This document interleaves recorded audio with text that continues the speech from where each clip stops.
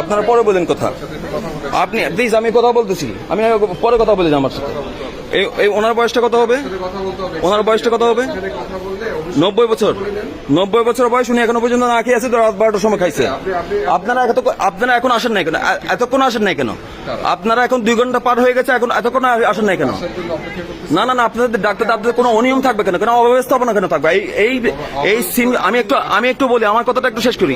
এই সিনগুলো আজকে নতুন সিন না, এগুলো আমরা বছরের পর বছর দেখে আসতেছি।